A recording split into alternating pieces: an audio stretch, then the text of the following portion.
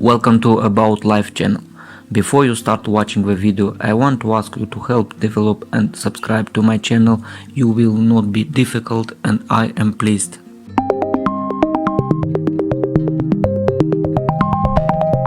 The history of relations between Native Americans and the federal government of the United States has been fraught. To many Native Americans, the history of European settlement has been a history of wary welcoming, followed by opposition, defeat, near extinction, and, now, a renaissance. To Europeans and Americans, it has included everything from treatment of Native American nations as equals, or near equals, to assimilation to exile to near genocide, often simultaneously. Many Native American tribes allied with the British during the Revolutionary War. However, the Treaty of Paris, which ended the war, was silent on the fates of these British allies. The new United States government was thus free to acquire Native American lands by treaty or force. Resistance from the tribes stopped the encroachment of settlers, at least for a while. After the Revolutionary War, the United States maintained the British policy of treaty-making with the Native American tribes. In general, the treaties were to define the boundaries of Native American lands and to compensate for the taking of lands. Often, however, the treaties were not ratified by the Senate, and thus were not necessarily deemed enforceable by the U.S. government, leaving issues unresolved. On occasion, the representatives of Native American tribes who signed the treaties were not necessarily authorized under tribal law to do so. For example, William McIntosh, chief of the Muskogee Creek Nation, was assassinated for signing the Treaty of Indian Springs in violation of Creek law. Treaty-making as a whole ended in 1871, when Congress ceased to recognize the tribes as entities capable of making treaties. The value of the treaties also came to be called into question when the Supreme Court decided.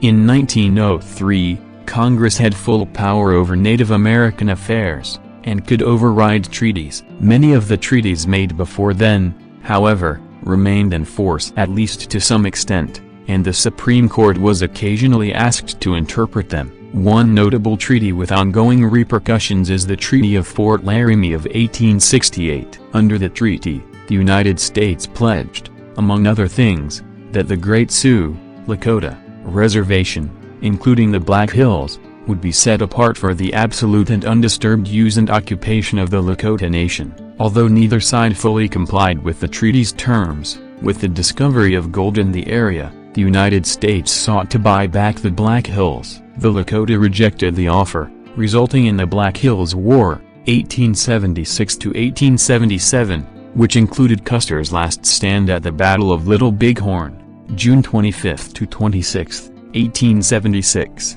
Finally, in 1877, Congress went back on the original treaty and passed an act reclaiming the Black Hills. In 1923, the Lakota sued. 60 years later, the Supreme Court determined the annulment was a taking under the Fifth Amendment and that the tribe was owed just compensation plus interest starting from 1877. The tribe has refused to accept payment, however, and is still seeking return of the land. As of 2018, the amount due appears to be around $1 billion. Although conflicts were fought in the Northwest Territories, Tecumseh and the Battle of Tippecanoe, and the Southeast, Creek War and the Seminole Wars, the major policy toward the North American tribes in the early part of the 19th century was removal and resettlement.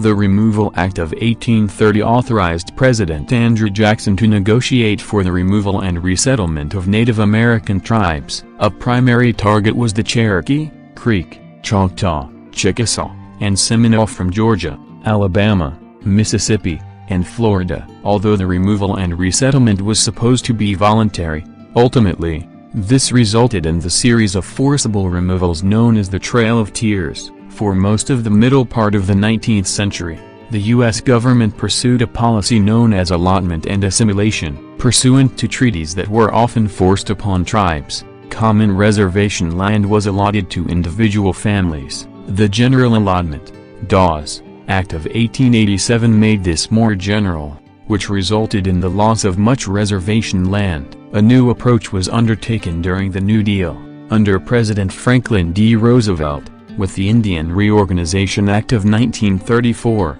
which ended allotment, banned further sale of Native American land, and returned some lands to the tribes. After World War II, however, proposals arose in favor of assimilation, termination of tribes, and an end to reservations. A number of reservations, such as the Menominee in Wisconsin and the Klamath in Oregon, had their reservations terminated. The influence of the civil rights movement in the 1960s led to the Indian Self-Determination Act of 1975, which restored some sovereignty to tribal governments and gave them a certain independence in handling federal funds and operating federal programs. The status of the Native American tribes with respect to the states is complicated.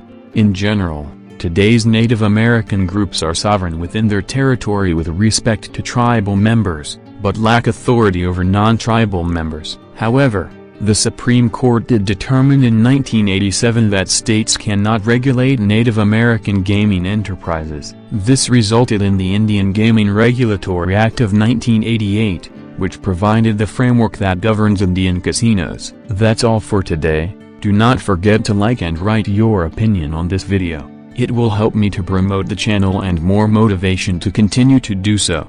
Thank you very much for watching. Good luck to all of you in life.